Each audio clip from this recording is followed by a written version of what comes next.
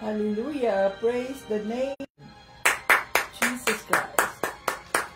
King of Kings and Lord of Lords. Salamat, Lord, sa panibagong umaga. Salamat sa iyong kabutihan, Diyos Ama. Lord Jesus, Holy Spirit, maraming salamat po. At kami ay nandito na naman. Ako ay iyong ginising. Hallelujah. Thank you, Holy Spirit, sa iyong kabutihan. Thank you, Holy Spirit. Hallelujah. Hallelujah. King of Kings and Lord of Lords. Salamat, Lord, sa iyong kabutihan, Lord. Salamat, Lord Jesus. Oh, Holy Spirit, thank you. Thank you, thank you, thank you, Holy Spirit. Kami ay nagising na naman upang ikaw ay aming sambahin. Hallelujah.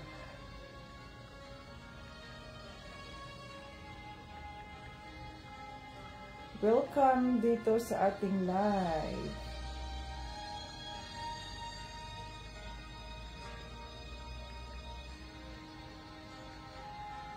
To serve you, my King, Lord and Savior, Jesus Christ. It's Thursday morning here in Houston. Malamig na naman. Salamat sa Diyos, hindi nag-freezing. Holy Spirit,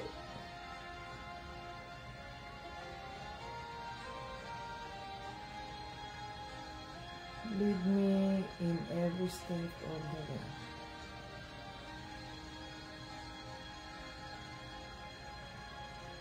For God's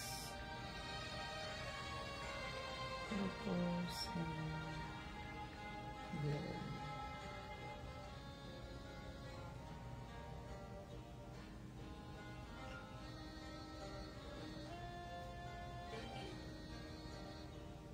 Hallelujah. Ang ating batayan, ang ating pananampalataya. No? John 3:16. For God so loved the world that He gave His only begotten Son, that whosoever believe in Him will not perish, but have everlasting life. Happy moments. Praise God. Praise the Lord Jesus Christ.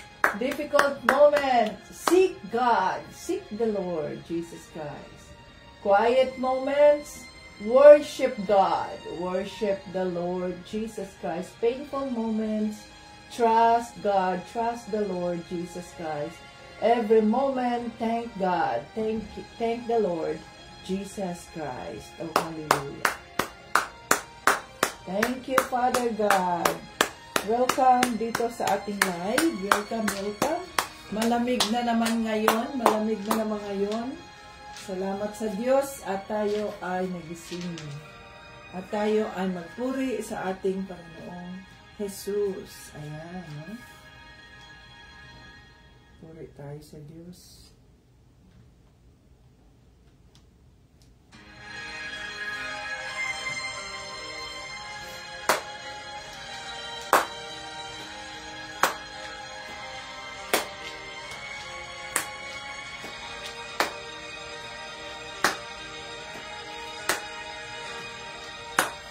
Pagkising sa umaga, kay ganda, kay ganda, kay ganda ng mundo, ginawa niya. Ngayon ko lang nakita ang ganda ng mundo. Salamat sa Diyos at ako'y binago. Yes, Lord. Thank you, Lord. Ako'y binago, Panginoon Jesus. Nang tanggapin ko si Jesus, aking Diyos, na bago ang lahat sa buhay ko. Bagong ligaya ang nadarama, bago pag-asa ang nakikita.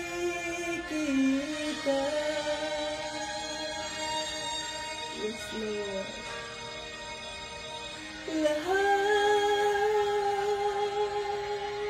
Lahat ay aking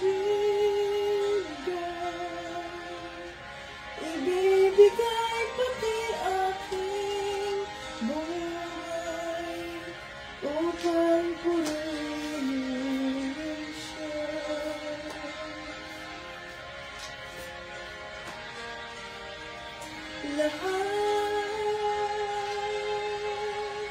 Lahat ay aking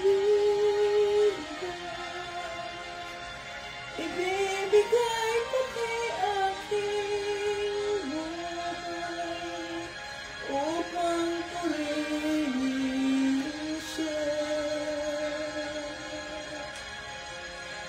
Oh, hallelujah, hallelujah, Lord Jesus, hallelujah. Nag-uumapa ang aking saya, pagmamahal niya ang nadarama, kay ganda ng buhay na nasa kanya. Purihin ang Diyos, purihin si Jesus.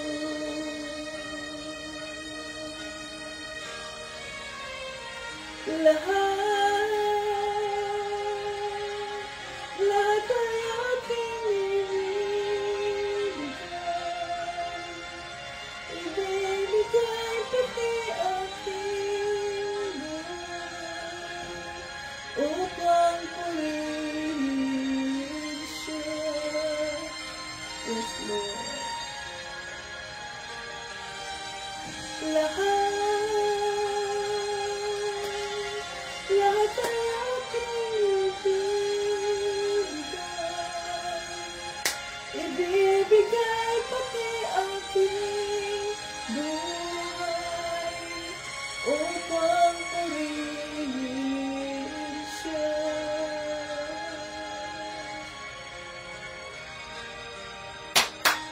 Hallelujah! Sinasamba ka namin, Panginoong Jesucristo, Diyos Ama, hallelujah, Holy Spirit. Maraming salamat sa iyong kabutihan. Nandito kami, sinusuko namin ang aming mga sarili. Tinataas namin ang aming kamay na walang mga restrictions sapagkat ikaw, ibig sabihin nito ay we surrender everything to you. Sinusuko namin ang lahat, Panginoong Jesucristo, diyan sa trono ng iyong kaawaan.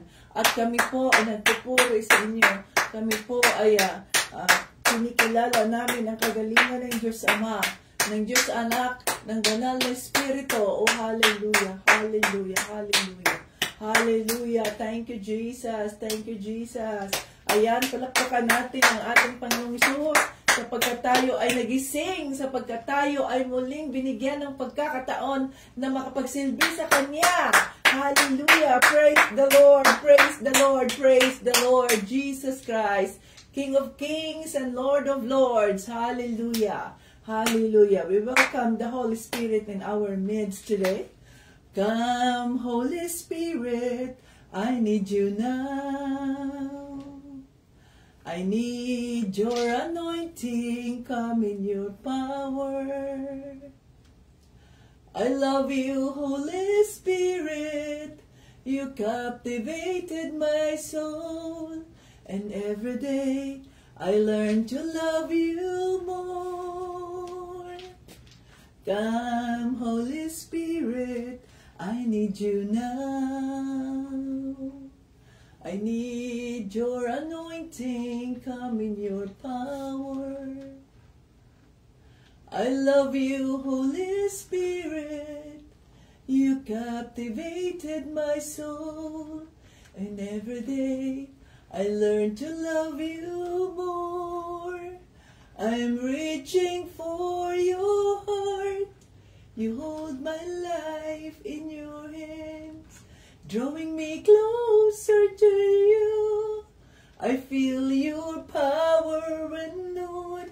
Nothing compares to this place. I could see you face to face. I worship you in spirit and in truth. I'm reaching for your heart. You hold my life in your hands, drawing me closer to you. I feel your power renewed. Nothing compares to this place where I could see you face to face. I worship you in spirit and in truth. We worship you in spirit and in truth. Hallelujah, Jesus. Sinasamba ka namin sa espiritu at sa katotohanan. Mangusap po kayo sa oras na ito. Buksan mo ang aming mga isipan, ang aming mga puso. Linisin mo po kami, patawarin mo kami sa aming mga nagawang kasalanan, at gawin mo kami karapat-dapat sa iyong harapan, sa iyong presensya. Holy Spirit, ang sabi mo, 2 or 3 gathered in your name, you are in our midst. In the name of Jesus, inikilala namin ang presensya mo, banal na espiritu. Buksan mo ang bawat isa, ang bawat spiritual mind, spiritual heart, upang maintindihan namin ang mensahe mo at magamit namin, na ma-apply namin sa aming pang-araw-araw na paglalakad o walk with the Lord sa bawat araw ng mga buhay namin para sa kapurihan ng Diyos Ama. Dinideklara namin ang live na ito, holy, sanctified by the blood of Jesus. Oh, hallelujah. Thank you, Jesus, for everything. To you be all the glory and honor, Father, in Jesus' name and the Holy Spirit. Amen! Welcome dito sa ating live. Facebook joiners, Facebook viewers, and YouTube viewers. Ngayon ay Wibis ng umaga dito sa Amerika. Salamat sa Diyos, no? May mga sinusuotan ako ng Diyos ng mga damit. O, itong mga damit na ito ay galing pa sa mga baol. Matagal na ang mga damit na ito. Siguro ang damit na ito ay 10 years ago. Ang damit na ito ay 10 years ago pa to. Pero nasuot ko pa rin. Salamat sa Diyos. Kanyang kabutihan. Ayan. So wala nang hindi tayo gumagastos na sa mga damit o kung ano paman, kundi nare-recycle lang natin ang ating mga damit. Ayan, napakabuti ng Diyos. No? Kaya kailangan na health is wealth, para sa ganoon ay ang ating mga damit na luma na, matagal na, ay maisusuot pa rin natin sapagkat hindi tayo nagbago ng size. So napakabuti ng Diyos. Okay, so kaya ngayon, siguro iniisip ninyo bakit si Tita Vits ay nakatayo na at nagpupuri. Hindi niyo napapansin na kapag ako ay nagpupuri sa Diyos, mga ka-Team Jesus, itinataas ko ang aking kamay na libre. Pinapalakpak ko ang aking mga kamay na taas na ganyan, no? Bakit? Sapagkat kung tayo ay malaya na kay Panginoong Hesukristo, ito yung mga klase ng pagpupuri. Dati doon naalala ninyo na ikwento ko yung kay Tito Bryant, no? Ito yung klase na pagpupuri na hindi ko nagawa nung ako ay nandoon pa sa Baptist Church na kung saan nandoon si Tito Bryant nung dumating ako rito. Na wala silang ganyan. Woo! Gumaganon, walang palakpak na ganyan, walang pagtaas ng kamay na ganyan. So para silang mga priso, nakakulong pa rin kahit sila ay mga Kristiyano, pero hindi sila malayang magtaas ng kanilang mga kamay. Kaya nga, kung tayo ay magsisimba, mga ka-Team Jesus, no? Doon tayo sa Pentecostal Church sumimba, siguraduhin natin na ang ating mga underarm, itong mga underarm na ito, ay hindi ito makikita kapag tayo nagsisimba. At dahil pag nagaganyan-ganyan tayo, nagtaas tayo ng kamay natin, dapat kung magtaas tayo ng ating kamay, dapat full ang pagtaas ng kamay. Na ibig sabihin nun, the best kind of worship, walang limitations, walang ganyan lang ang pagtaas mo ng kamay, ganyan lang. Sa tao lang yan.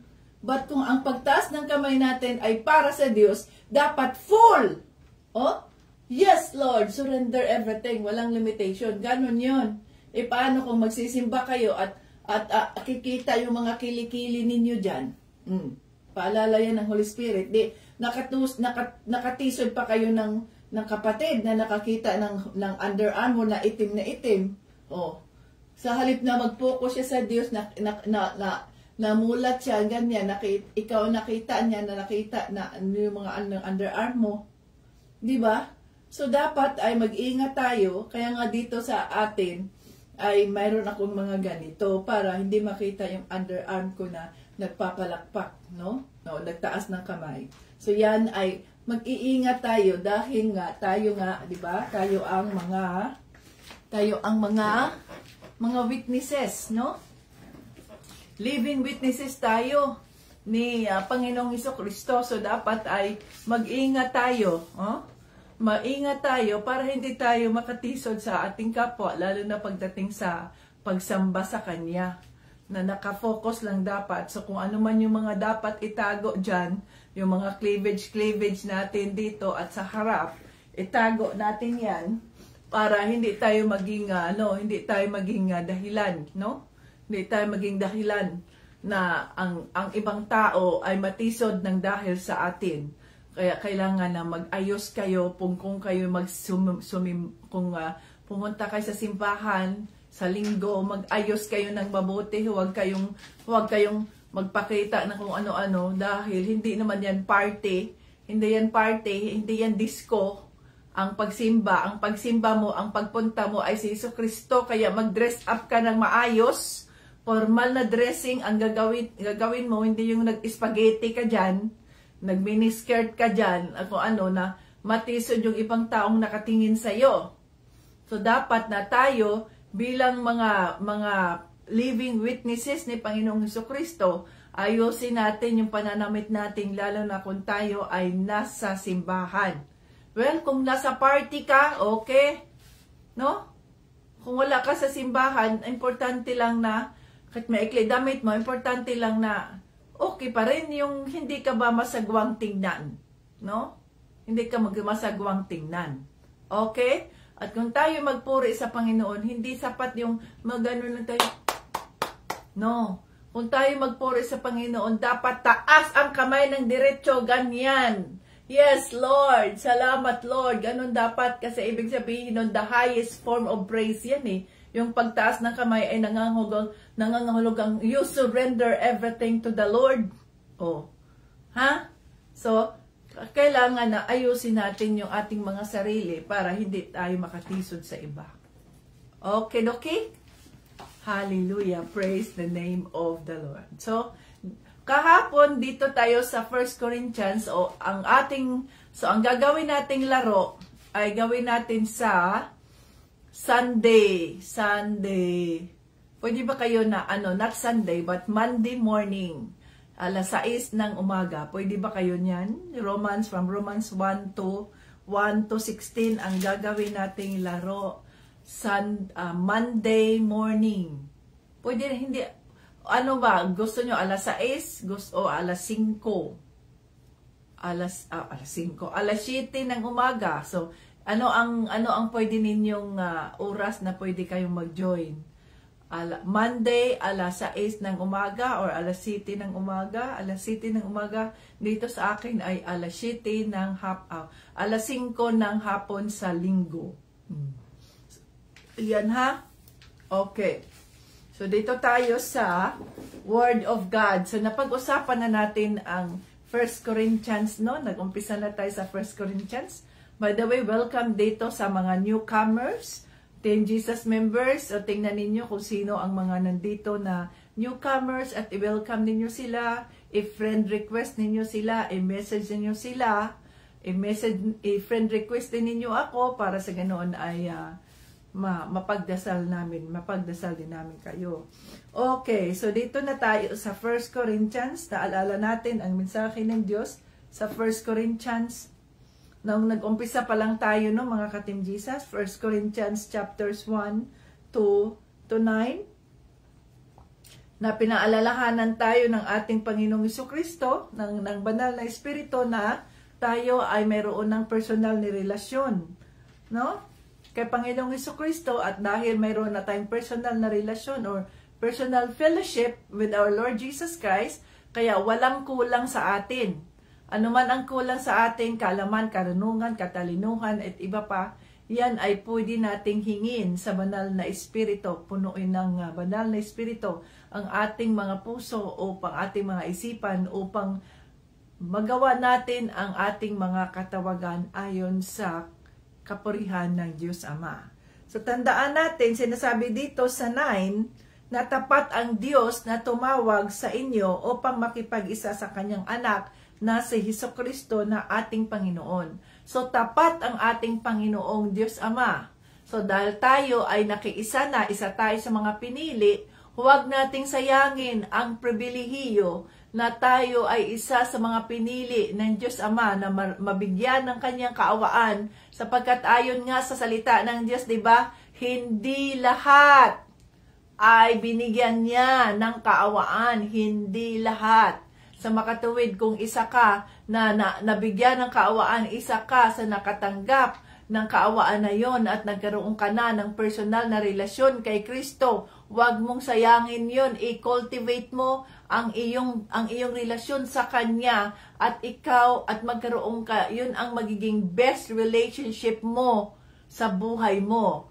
Ang aking personal na relasyon kay Panginoong Hesukristo, yun ang best relationship na aking nararanasan sa aking buhay. Yung sa asawa mo, sa sino pa man, they are just second copycat o mga copycat lang yan.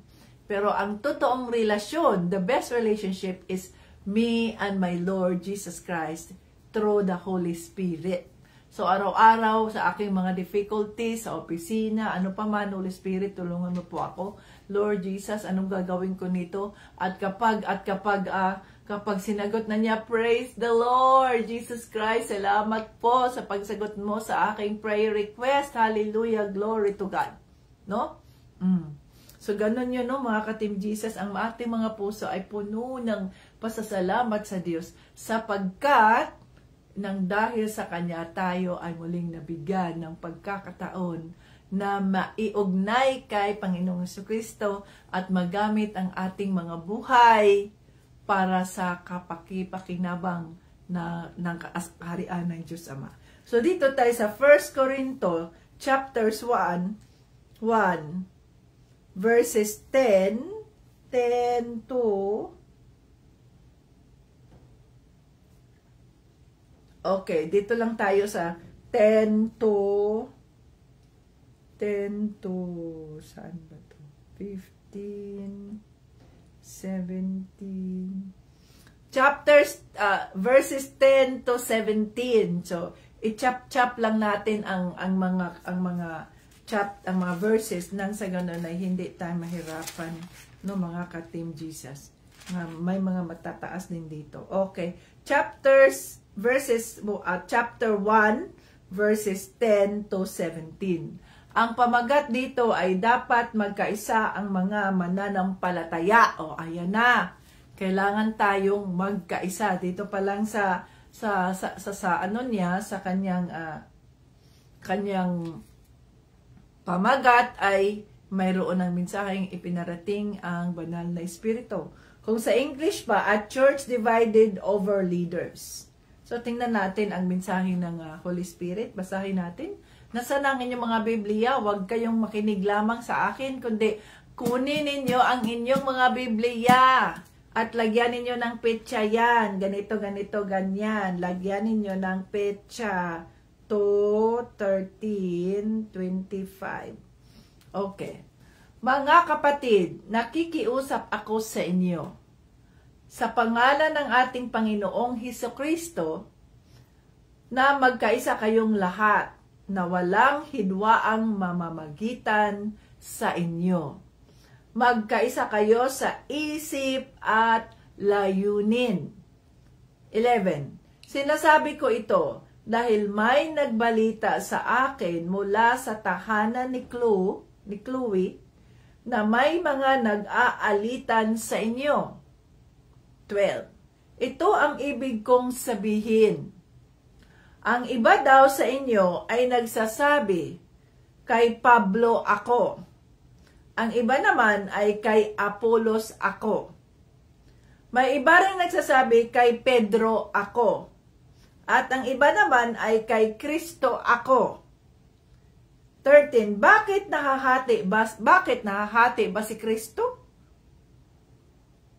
Si Pablo ba ang ipinako sa krus para sa inyo? Binautismuhan ba kayo ng pangalan ni Pablo? 14. Salamat sa Diyos at wala akong binautismuhan sa inyo maliban kina Crispus at Gaius. 15. Kaya walang makapagsasabing binautismuhan kayo sa pangalan ko. 16. Binautismuhan ko rin pala si Stephanas at ang kanyang pamilya. Maliban sa kanila, wala na akong natanda ang binautismuhan ko. 17. Sapagkat hindi ako isinugo ni Kristo upang magbautismo, kundi upang mangaral ng magandang balita. At hindi ko ito ginagawa sa pamamagitan ng mahusay na pananalita at karunungan ng tao upang hindi mawalan ng kapangyarihan ang pagkamatay ni Kristo sa cross. Hallelujah. Holy Spirit, salamat po sa iyong mga salita. Mag-usap po kayo ngayon sa aming mga puso upang maintindihan namin ang mensaheng nais mong iparating. In Jesus' name, Amen. Tago mo ang iyong lingkod sa cross ni Panginoong Jesucristo. Hallelujah. So, tingnan ninyo rito mga ka-Team Jesus. May iba na yung kanilang mga followers ito, mga followers, no? Follower ako ni Pablo. Yung iba naman, ako follower ni Pedro. Ang sinasabi ni Pedro, yun ang aking sinusunod. Ang sinasabi ni Apollo, yun ang aking sinusunod. Oh. Dito ngayon, sa kasalukuyan, sino naman tayo? Kaano naman ang ating pinafollow? Para kanino kayo? Sinong sinusunod ninyo? Sabi nyo, ako kay Tita Bits. Si Tita Bits ang aking pinapalo. Mali! Sino pag pinapalo ninyo? Pinapalo nyo, sinusunod nyo ang inyong mga pastor. Mali! Oh. No? Ang sabi dito, nagkahati-hati ang church, ang mananampalataya, ang believers, dahil iba-iba ang kanilang mga sinusunod. Sa halip na, ang susundin lang natin ay walang iba, si Panginoong Jesucristo. Ako, sino pa man dyan, lahat tayo, si Pedro, si Pablo, at sino pa man, lahat ay puro mga alipin lamang, lahat ay puro mga boses lamang. So, hindi tayo nababaptismuhan sa pangalan ni Tita Beth, sa pangalan ni Tito Brian, sa pangalan ni sino pa mang mga pastor nyo. Nababaptismuhan tayo sa pangalan ni Jesucristo. So, we are many, but one body in Christ. Isa lang tayo mga ka-Team Jesus. Ang head ng body ay si Christ. Kaya nga, body of Christ. Si Jesus Christ ang ating Pangulo, di ba? Ang ating head. Sa makatuwid, wala tayong ibang sinusunod, hindi ang tao, kundi si Panginoong Jesucristo. Dito sa Team Jesus, dito sa ating Team Jesus School of Faith, wala tayong ibang sinusunod, kundi si Panginoong Jesucristo, ang kanyang mga katuruan, ayon sa gabay ng banal na Espiritu. So, tandaan natin, ipinapakita ng Holy Spirit dito sa atin na hindi tao ang ating sinusunod, kundi ang Diyos. Minsan dyan sa Facebook, na pinapakita ng Diyos sa akin sa Facebook, ayan, dahil ang taong ito, ang vlogger na ito, ay namimigay siya ng mga ganito, ganyan. Kaya sinasabi nila, baka mapansin nyo naman ako, pansinin nyo naman po ako, ma'am, kasi kailangan ko po ng ganito, ganyan. Sino naman yung sino-sino ang mga yun na kailangan pansinin? Gayong kung ikaw ay anak ng Diyos na totoo, hindi ka nagpapapansin sa tao. Wala kang ibang, Lord, see me through. Ang Diyos Ang Diyos ang ating kakausapin. Lord, pansinin mo ako. Hindi ganun ang Diyos eh. Yung sasabihin mo sa Kanya, Lord, pansinin mo ako. Hindi ganun ang Diyos eh. Intindihan natin yun? Kung tayo ay mga totoong Kristiyano, alam natin na hindi tayo nagpapapansin sa Diyos. Sapagkat alam natin, even before we asked, the Lord already, your Father in heaven, already knows what you need. Hindi tayo nagpapapansin. Kung tayo ay totoong may Kristo, tandaan natin mga ka-Team Jesus, hindi lahat ng tumatawag kay Kristo, Lord, Lord, Lord, ay maililigtas. Kundi kung sino lamang ang sumusunod sa Kanyang kalooban. Hindi tayo nagpapapansin sa tao. Hindi tayo humihingi ng awa sa tao. Bakit? Kung alam natin, our ground, alam niyo yung ground? Yun bang, halimbawa, bahay mo yan. Property mo yan. Alam mo na ikaw ang may-ari ng bahay na yan. Yung mga magdanakaw ng bahay mo o kaya yung mga gustong kunin ng bahay mo sa'yo. Magmamakaawa ka ba sa kanila? Huwag naman po, kasi wala na kaming bahay. Gagawin mo ba yan? No! You will stand on your right at sasabihin mo, bakit nyo aagawin ang bahay ko? Ako ang may-ari nito. May mga papilis ako. Alam ko ang totoo. Alam ko ang tinatayuan ko. Diba? Ganon din ang mga Kristiyano. Kung alam natin kung sino tayo at sino ang ating sinusunod, kung hindi tayo ignorante sa salita ng Diyos at tayo ay nagbabasa sa Kanyang salita at alam natin na tayo ay Kanyang mga anak na pinili niya, alam natin ang ating mga gagawin, hindi tayo maluloko ng sino paman at hindi tayo maluloko ng demonyo. Hindi tayo na humihingi ng kaawaan ng ibang tao sapagkat mismo ang ating Ama ang nagkaroon ng awa sa atin. Kaya nga tayo ay napili na isa sa mga pinili niya na magkaroon ng personal na relasyon kay Kristo at hindi na tayo nagkulang na kahit ano paman sapagkat siya ang ating Diyos na tagapagbigay.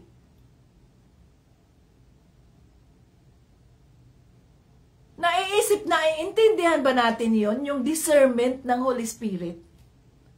Hindi lahat na nagsasabi ng thank you Lord, Lord Jesus, maawa po kayo, ganito, ganyan. No. Malalaman natin yan, kung anong espiritu mayroon ang mga taong yan.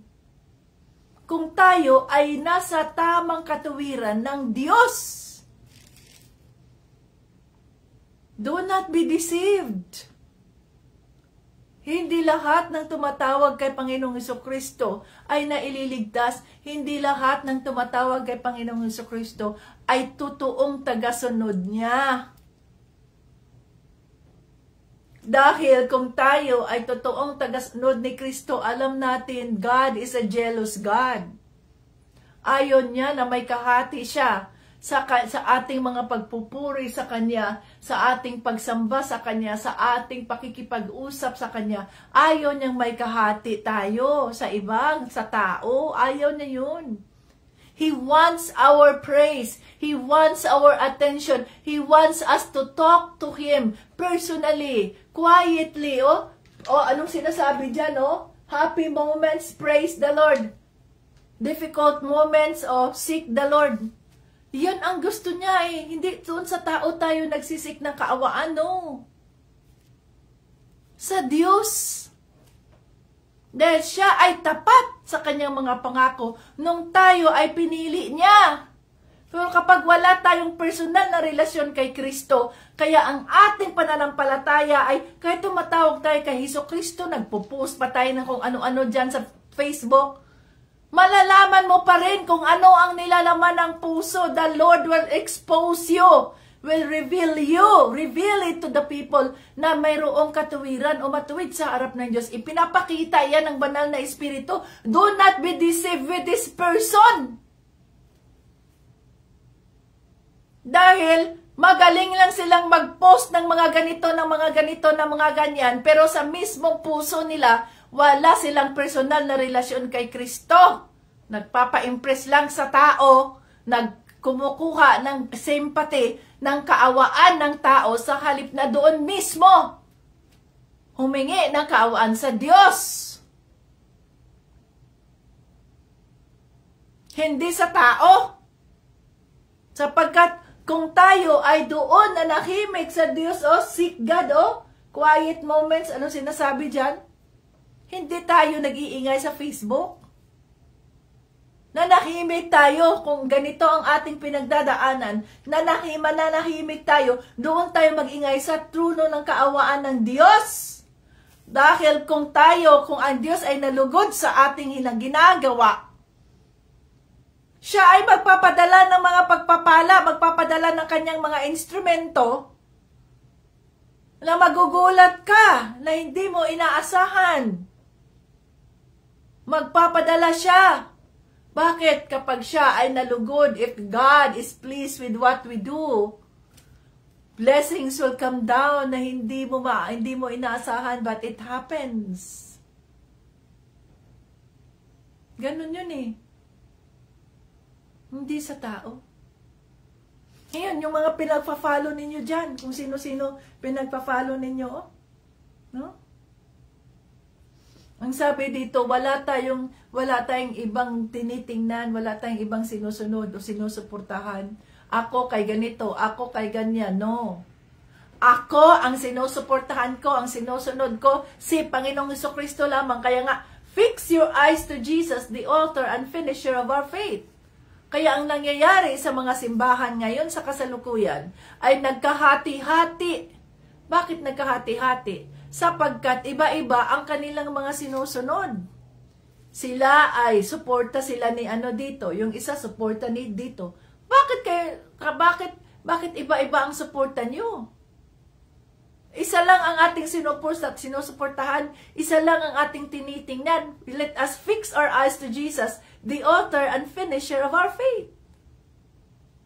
At kung ang isang ito, na kapatid na ito ang kanyang sinuportahan, sabihin mo, ang kanya bang mga desisyon, ang kanya bang mga sinasabi ay naaayon dito sa salita ng Diyos? Balik tayo sa salita ng Diyos, sapagkat kung ang kanyang mga kinikilos, ang kanyang mga sinasabi, ang kanyang mga desisyon ay hindi naaayon sa salita ng Diyos, hindi yan siya kay Kristo. Ang sarili niya, ang kanyang tinitingnan at hindi si Christ.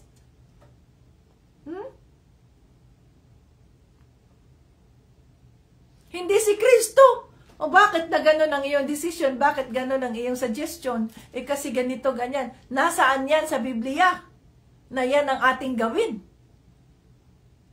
Kung hindi yan nakikita sa Biblia, na ibig sabihin nun, wala yan kay Kristo, hindi yan sa kay Kristo, kasi wala man sa Biblia. Opinion ko lang to. No. We are not entitled to our own opinion pagdating sa salita ng Diyos. Dahil ang mayroon sa salita ng Diyos ay katotohanan, hindi opinion. This is the truth. Balik tayo sa salita ng Diyos. Ito ang katotohanan. Walang opinion dito sa salita ng Diyos. Walang opinion sa salita ng Diyos. Ang meron tayo dito ay ang katotohanan na sinasabi ayon sa revelation ng banal na Espiritu. Sa makatuwid, balik tayo sa salita ng Diyos kung tayo ay magdidesisyon kung sino ang ating susundin. Hindi ang tao, hindi ang opinyon ng tao, kundi ano ang sinasabi sa salita ng Diyos at ano ang revelation ng Holy Spirit tungkol sa salita ng Diyos na ito. Ganon dapat ang mga Kristiyano. Hallelujah. So sa halip na tayo ay magkahati-hati, tayo dapat ay magkaisa. No? Ang sabi ni Pablo dito, no? Dito sa 13, bakit nakahati ba si Kristo? Si Pablo bang ipinako sa cross para sa inyo? Binautismuhan ba kayo sa pangalan ni Pablo? O, ayan ha. Nakahati ba si Kristo? Kaya ang mga believers ay nakahati din. Siya ay suporta ni ganito, siya ay suporta ni ganyan, kaya nagkahati-hati. So, ang nangyari, okay, hiwalayan. Ang mga sumusuporta dito kay ganyan, sumunod sa kanya, na ang mga sumusuporta sa kanya, sumusunod doon, di nahati ang church. Sa halip na magkaisa tayo at isipin natin na wala tayong ibang fina-follow, wala tayong ibang sinusunod, kundi si Panginoong Hesukristo. Si Panginoong Hesukristo lang at hindi ang tao. Ang tao ay may mga pagkukulang. Ang tao ay may limitasyon. So kung nakikita ninyo na may pagkukulang ang taong ito, ang leader ninyo na ginamit ng Diyos, the servant leader, ipagdasal ninyo yan sapagkat ibig sabihin nun, ipinakita ng Diyos yung kanyang weakness nang sa ganon kayo na ginamit ng Diyos para suportahan ang ministry na yan ay nandoon kayo to intercede, to pray. Hindi upang i-chismis, libakin at iba pa ang mga leaders ninyo, kundi upang ipagdasal na yung karunungan ng Diyos, yung wisdom, yung kaalaman ng Diyos, ay ibibigay niya sa pamamagitan ng kanyang banal na espiritu. So, wala tayong ibang pininiwalaan. Ano ang nakalagay sa salita ng Diyos? Yun lang ang ating pinaniniwalaan, mga ka-Team Jesus. Wala tayong ibang taong kinikilala dito, no? Bakit? Nakahati ba si Kristo? Si Pablo ba ang ipinako sa krus para sa inyo? O see? Si Tita Bits ba? Si Tito Bryant ba? Yung pastor ba ninyo? Si ganito ba ang ipinako sa krus at bakit siya ang finalo ninyo? Bakit siya ang sinunod ninyo? No! Kaya balik tayo sa salita ng Diyos. Ano ang sinasabi sa salita ng Diyos? Kaya nga, kami, iba-iba kami ng church, at dito kami sa Cornerstone Church nagtagal hanggang ngayon, na doon tayo ginagamit ng Diyos para suportahan sa pamamagitan ng ating tithes and offering, no? To God be the glory. Million pesos ang binigay ng Diyos doon sa Cornerstone para sa ganoon ay makasuporta sa kanila, sa ministry. Bakit? Ang pinaniniwalaan lamang namin ay ang salita ng Diyos. Kung wala sa salita ng Diyos, itong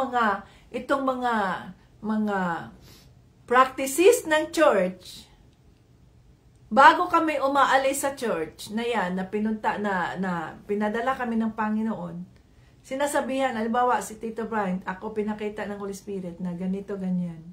Halimbawa, pagdating ng Holy Week, no?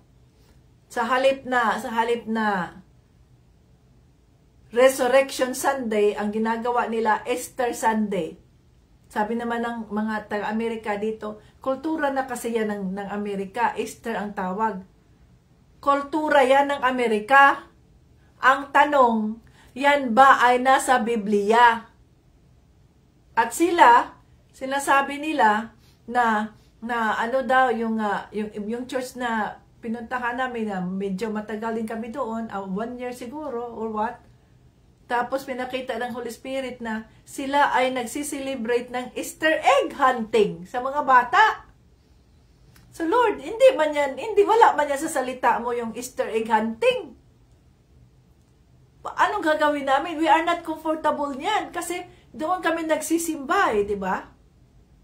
Pero mayroon silang mga ginagawa, ay sinasagawa o practices na wala sa Word of God, and they justify it.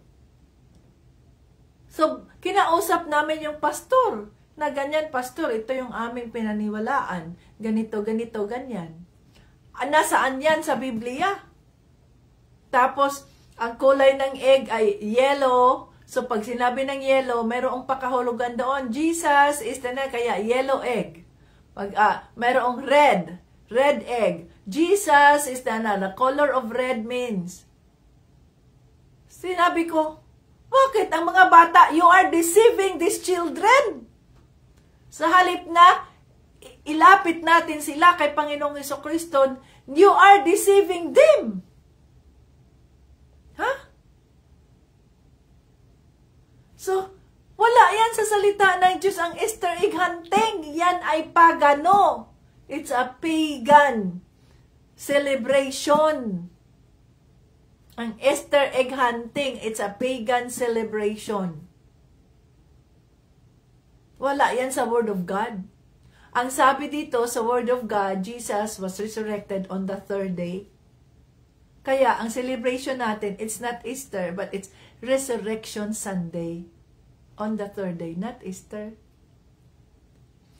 Sinabi pa nila sa amin, kami pa ang sabi nila, for 22 years, ito ang aming practice, wala namang nag-question sa amin. Sabi ko, well, kung yan ang sa inyo, wala kaming magawa dyan. But we cannot compromise with what the Word of God says. We are Bible-based believers. Pinapahayag namin sa inyo yung aming mga doubts kasi gusto namin maintindihan. Pero kami pa ang pinaratangan nila, kami daw ang dakilan upang magkahati-hati yung church, magkahati-hati daw ang church. Sabi naman, bakit kami ang naging dahilan upang mahati-hati ang church? We are just sharing the truth. Ito ang katotohanan. Wala, diyan yung Easter egg ninyong yung mga ganyan, paglararo, sabi niya, kasi sa mga bata, yan, para mag-enjoy naman ang mga bata, para sa ganoon, kasi sasabihin ng ibang mga bata, yung sa kanilang mga classmates daw, pag nagpunta na sila sa school, nag-Easter egg hunting ba kayo, ganyan. Sabi nila, no, bakit wala kayo Easter egg hunting? Magtatanong, dapat ipaliwanag ninyo yan sa mga anak ninyo, na mga anak, kahit maliit pa yan sila, mga anak, hindi tayo nagpa-practice ng Easter egg hunting sapagkat tayo mga Kristiyano, yan ay pagano, wala yan sa Biblia. Ang ating pinapractice, ang ating pinaniniwalaan ay Resurrection Sunday, ganon yun. No? Wala eh. Kami pa ang pinaratangan nila na kami daw ang dahilan ng pagkahiwa-hiwalay ng church. No. Kung kami ang naging dahilan ng pagkahiwa-hiwalay ng church, we will leave. Aalis kami sa church sapagkat ayaw namin na maging dahilan kami ng pagkahiwa-hiwalay ng church ninyo. We do not belong to your church. Dahil ang church na aming sinusunod ay the Church of Christ. Ano bang meron sa Church of Christ? Iglesia ni Cristo. Hindi yan ang mga taga-Iglesia ni Cristo. Iglesia is a church. It's a Church of Christ. Iglesia ni Cristo. Kaya lang naging iba, Iglesia ni Cristo. Pero ang kanilang pananampalataya, si Cristo ay tao, hindi Diyos. Paano yun naging Iglesia ni Cristo? Paano tayo naging Church of Christ? We are the church. We are the church. Tayo ang Iglesia ni Cristo. Our body is the temple of the Holy Spirit. My body is the temple of the Holy Spirit. Tayo ang templo ng Holy Spirit. We are the church. Kaya umalis kami. Tinayuan namin ang aming pananampalataya. Wala kaming pakialam kung anong sasabihin ng iba. We pray for them, for redemption, for the Lord's revelation, for exposure of the truth. But we do not tolerate sin. Umalis kami, no. Hindi purpose namin na paghati-hatiin kayo. Ang purpose namin is to reveal the truth. This is the truth. This is what the Lord is telling in His Word. Saan makikita diyan yung mga si Esther Ighunting? Kahit si Esther na ginamit ng Diyos doon kay Mordecai, 'di ba? Yung sa mga Hudyo. Naging King Esther siya. Kahit si Esther, hindi nga niya yun ang totoong pangalan niya, ipinalitan. Kasi si Esther is the goddess na Egyptian goddess yan si Esther. Goddess of fertility. Kaya lang, inalaw ng Diyos na palitan ang pangalan ni Esther para sa ganoon, makilala siya doon sa hari na yon. Ni Haring Xerxes o sino yon. Na maging queen siya. No? So wala tayo diyan. We do not practice that. At ang church lang na aming napuntahan na hindi nagpa-practice ng Easter egg hunting ay ang San Antonio Church, Cornerstone. They don't practice Easter egg hunting. Kasi alam nila it's not in the Word of God. O see?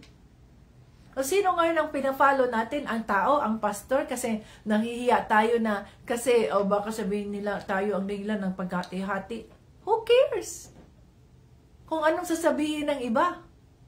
Ang importante sa atin, ang importante sa amin, ano ang sasabihin ng aming Diyos? Ano ang sasabihin ni Panginoong Jesucristo? Siya ang ating sinusunod at hindi ang tao.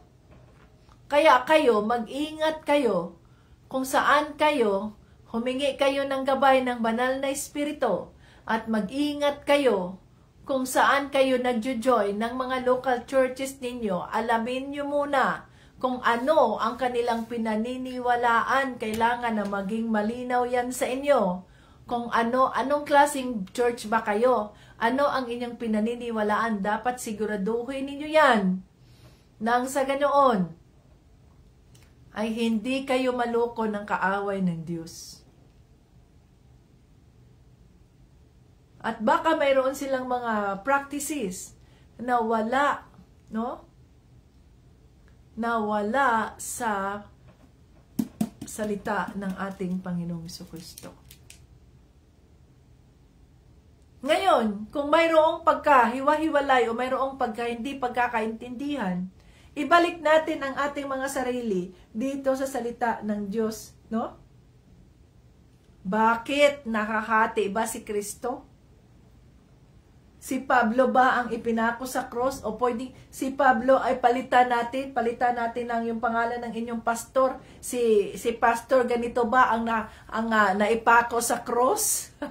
At bakit siya ang inyong sinusunod sa halip na kung ano ang sinasabi sa salita ng Diyos? Tingnan ninyo yung kulto na yun na si Kibuloy. Si Kibuloy ba ang ipinako sa cross? Siya na ngayon ang naging Jesucristo. Siya ngayon ang God the Father, God the Son, and God the Holy Spirit. Walang mailigtas kung hindi dadaan sa Kanya. Gayong ang sabi sa salita ng Diyos, sambahin natin ang Diyos sa Espiritu at sa katotohanan. Wala na, hindi na siya flesh ang Diyos. Espiritu ang Diyos, Espiritu. Paano ngayon yan si Kibuloy? Flesh man yan. Hindi naman sinabi na ang si Panginoong Jesucristo ay magpakatawang tao sa pamamagitan ni Kibuloy o sa pamamagitan na sino pa man. No. Tingnan mo si Pablo. Nagpanggap ba siya na siya si Jesucristo? No. Hindi siya nagpanggap. Ang sabi niya palagi, ako ang bondservant ni Jesucristo, ay ako ang lingkod ng ating Panginoong Jesucristo. Siya ang lingkod. Hindi niya sinasabing, I am the way, the truth, and the life. I am God the Father. I am God the Son, and the Holy Spirit. No? Anong sabi sa salita ng Diyos? Jesus Christ is already been raptured to heaven, preparing the mansion for us. At siya ay nakaupo na sa right side ng Diyos Ama. So wala dito si Panginoong Jesucristo sa lupa. By flesh. Nagpakatawang tao. Tapos na siyang nagpakatawang tao sa isang virgin. Si Mary, walang counterpart si Mary sa DNA ni Panginoong Jesucristo. Wala siyang counterpart sapagkat hindi nabuo si Jesus Christ sa pamamagitan ng sexual intercourse. Si Mary ay instrumento lang, ang kanyang sinapupunan ay instrumento lamang, pero hindi siya kasali. Yung genes niya doon kay Jesus, it's not with Jesus ang genes niya. No? Born in spirit si Panginoong Jesucristo. Word na nagpakatawang tao. God na nagpakatawang tao. At ang pagbabalik niya ay hindi sa kung saan-saan siya bumalik, sa bundok or what. Ang sinasabing pagbabalik ni Panginoong Jesucristo ay in the clouds, riding in a white horse sa clouds. O mayroon bang taong makakagawa niya na babalik siya sa pamamagitan ng clouds? Ha?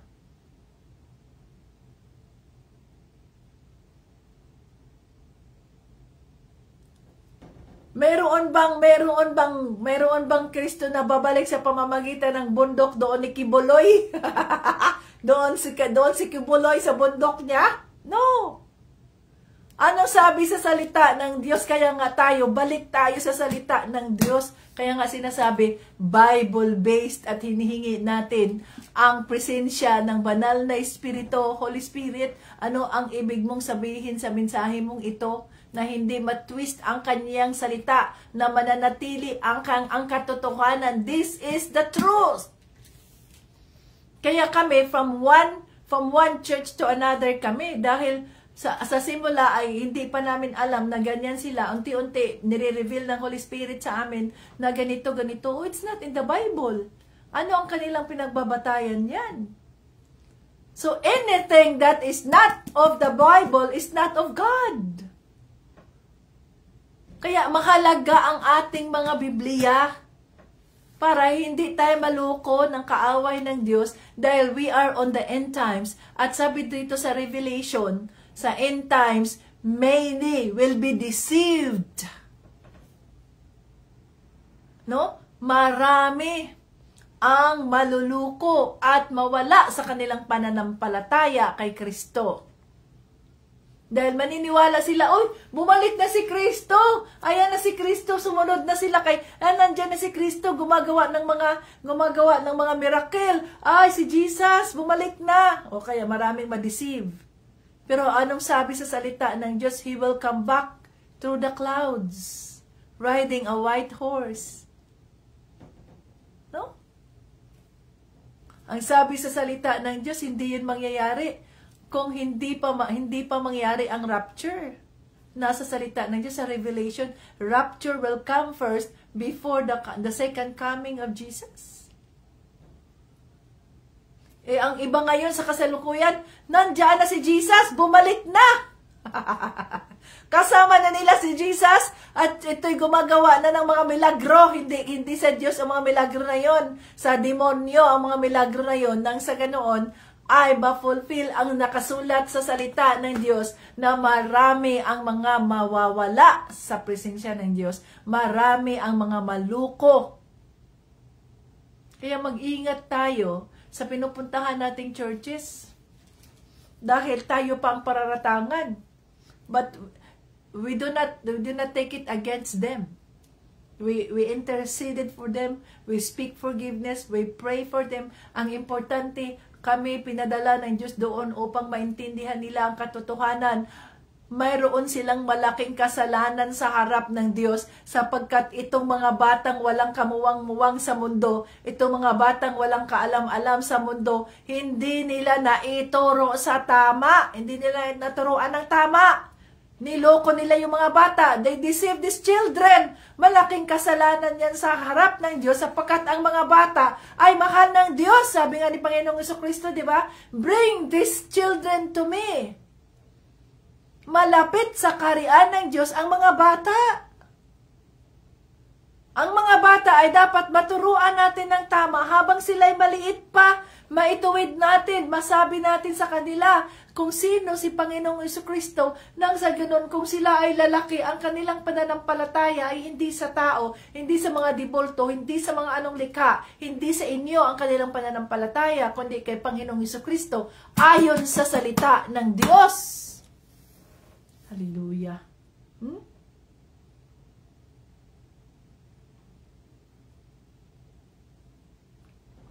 So anong sabi ni Pablo dito? Sabi niya sa 17, sapagkat hindi ako isinugo ni Kristo upang magbautismo, kundi upang mangaral ng magandang balita. At hindi ko ito ginagawa sa pamamagitan ng mahusay na pananalita at karunungan ng tao, upang hindi mawalan ng kapangyarihan ang pagkamatay ni Kristo.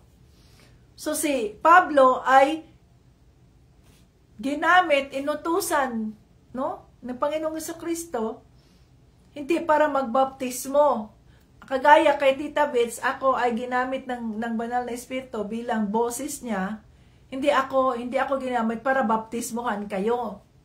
Kaya nga sinasabi natin na ipagdasal ninyo sa Holy Spirit ang gabay niya kung saan kayo dadalhin sa mga local churches, na kung saan ang mga local churches na yan ay Bible-based believing, na ang kanilang pinagbabatayan lamang sa kanilang teachings, sa kanilang mga practices ay ang salita ng Diyos at hindi ang kanilang mga opinion o mga practices nila na sinusunod nila from generation to generation.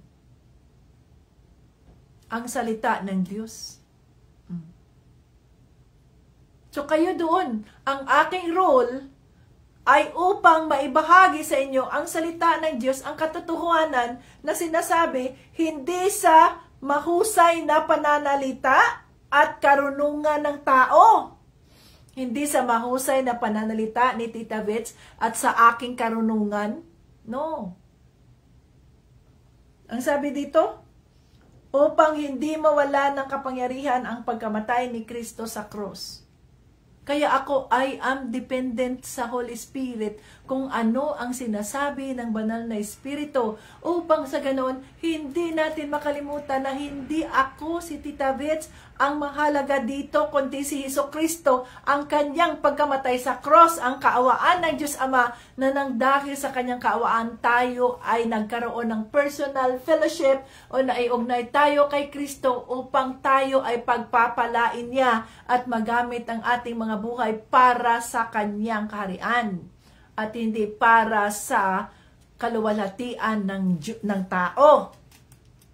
Kailangan tayo ay nagagamit para sa kaluwalhatian lamang, for the glory of God, o kaluwalhatian lamang ng Diyos at hindi sa kaluwalhatian ng tao. Kaya we do not seek the appreciations of people. What we seek, ang ating hinahangad ay yung appreciation ng Diyos, na siya ay malugod sa ating mga ginagawa, na siya ay mapurihan lamang at tayo ay mag-decrease. I must decrease, and let Jesus increase in my life. Yun. Mag-decrease tayo. The more na ginagamit tayo ng Panginoon, the more na pinagpapala tayo ng Panginoon, dapat hindi tayo ang makilala, kundi ang makilala ay si Panginoong Jesucristo. Ang kabutihan ng Diyos, ang kapangyarihan ng Diyos sa mga buhay ng mga taong ito na ikaw ang ginagamit. To God be the glory. Dapat ganon. To God be the glory at hindi to God be the, hindi kay glory ni Tita Bets, glory ni Tito Brian, glory ng mga pastor nyo at sino paman. No. The glory belongs to God alone. See?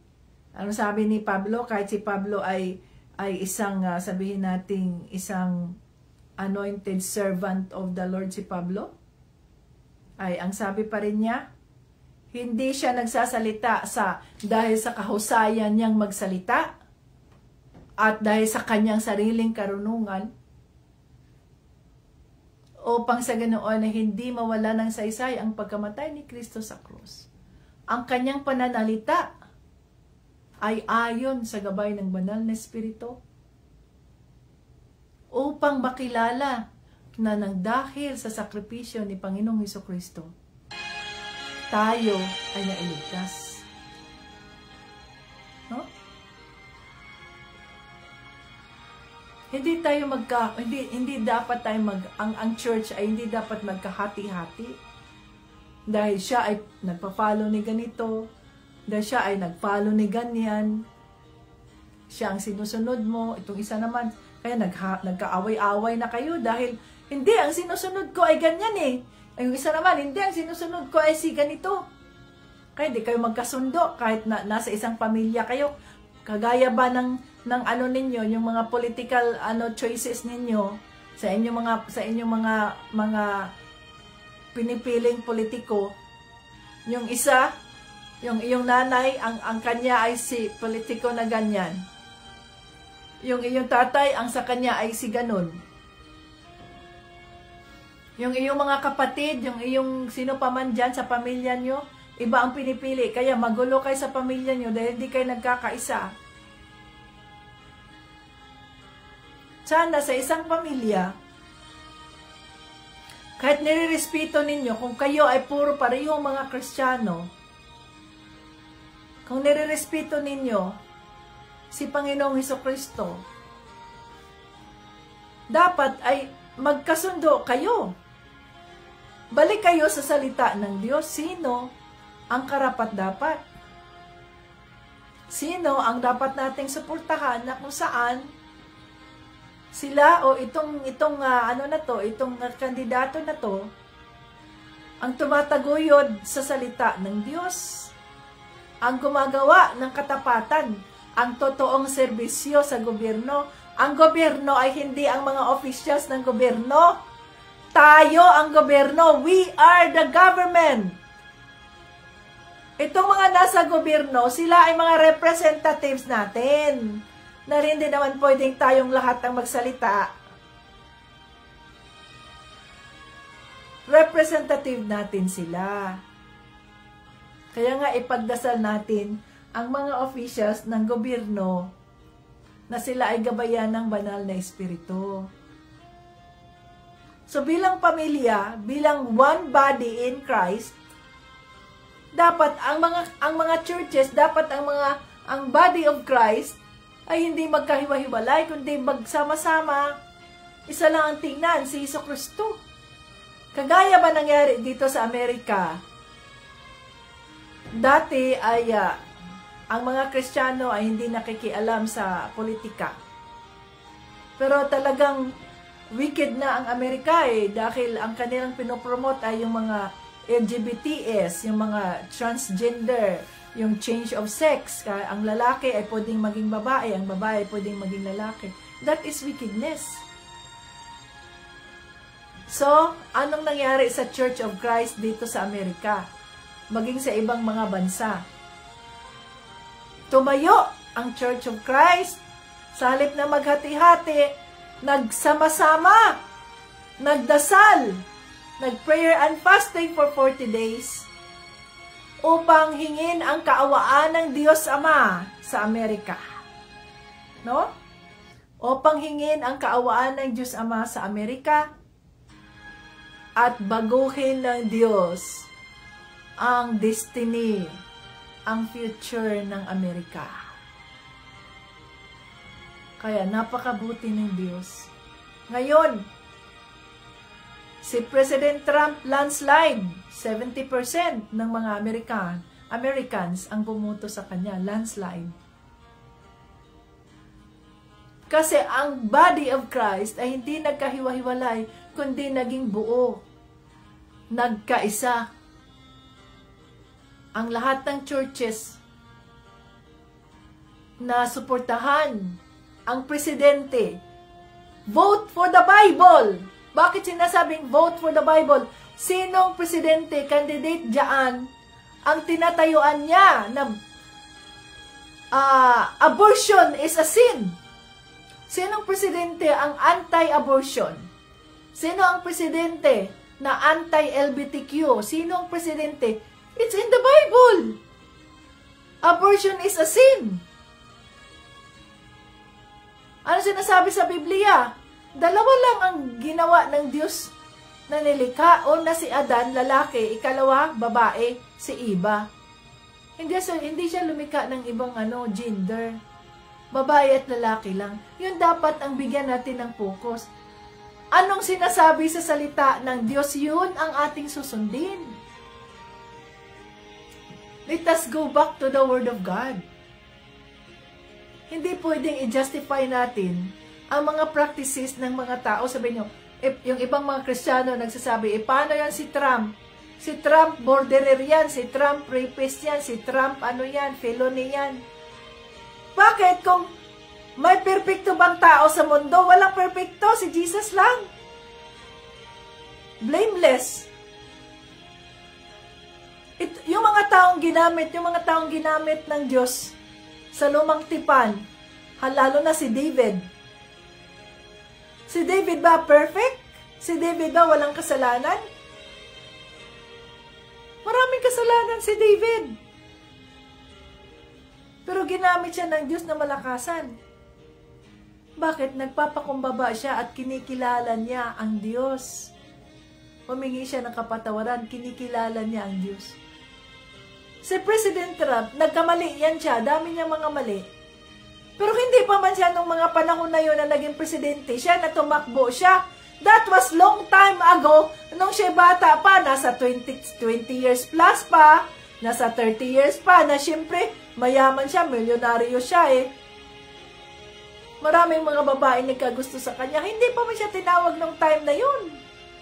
Bakit natin iugnay ang kanyang past ngayon sa kasalukuyan na ginamit na siya ng Diyos? Ano na ngayon ang nangyayari sa Amerika? Walang ibang gender na kilalanin, male and female. Kilalanin natin ang Biblia sa mga schools. Let prayer, ibalik sa school ang prayer, ang Biblia. Hallelujah. Lord, salamat, Lord.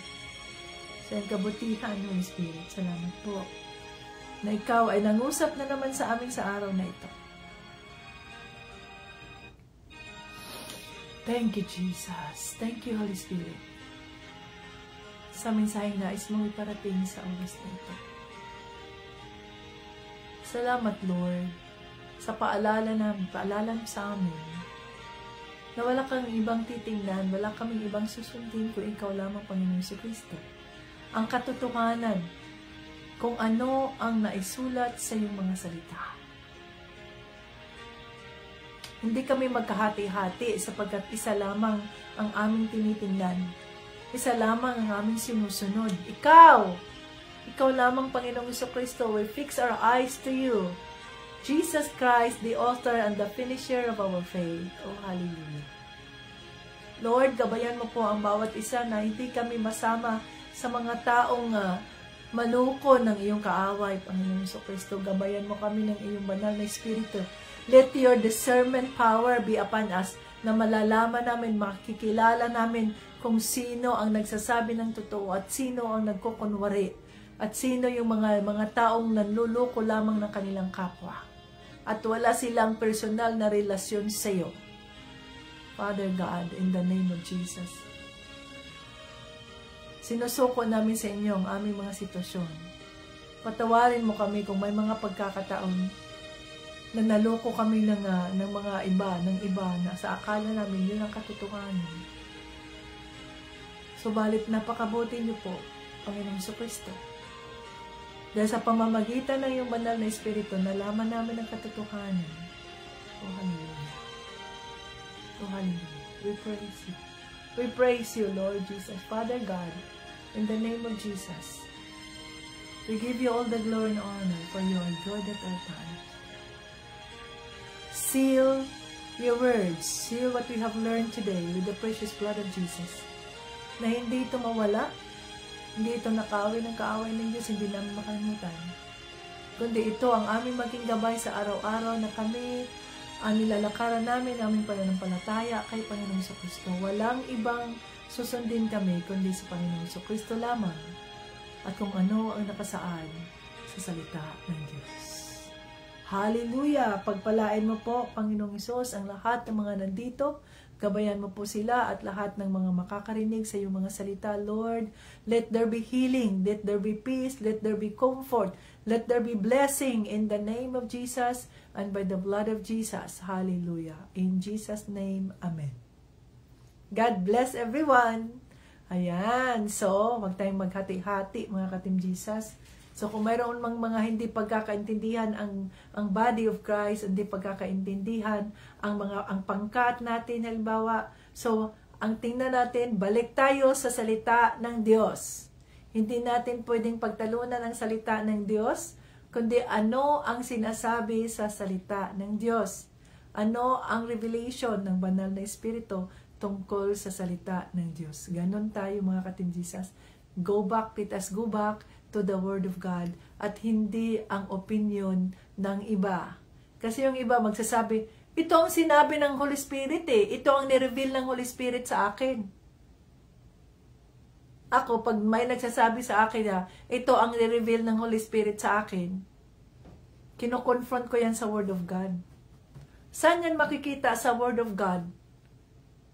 Kasi kung makikita yan sa Word of God at pag ako halimbawa, alam ko ang aking personal na relasyon sa aking Diyos. So, pag tinitingnan ko yan sa Word of God, tinatanong ko ang Holy Spirit, pinagpipray ko Holy Spirit, ano po ang pakahulugan nito? Ito ba ay iyong confirmation na tama ang sinasabi ng taong ito na kinausap mo siya?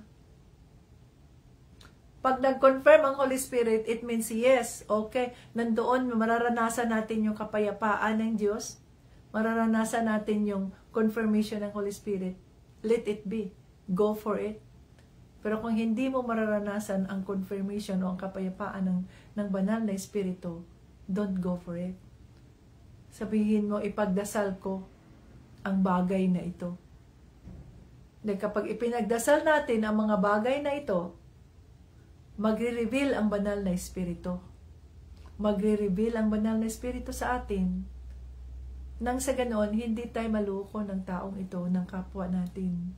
Kundi, focus tayo sa ating pananampalataya kay Panginoong Jesucristo. Hindi tayo maluko ng isang local church, kung ano man ang kanilang prinsipyo, kung ano man ang kanilang pinaniniwalaan. Dapat ang kanilang pinaniniwalaan ay nakapasok lamang sa salita ng Diyos.